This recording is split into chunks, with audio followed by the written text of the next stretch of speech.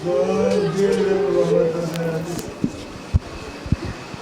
বাবা আমি বাবা বাবা তোরা আমি বাবা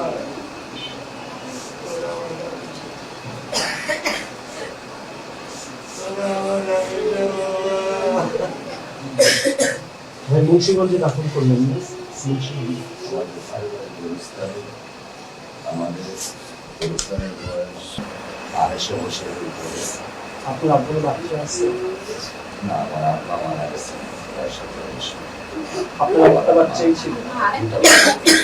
ভাই সাংবাদিক হিসেবে না, ব্যক্তি হিসেবে যদি কখনো মনে হয়, আমি আপনাকে খুব স্যালুট করি, ব্যক্তিগতভাবে আমি পছন্দ করি।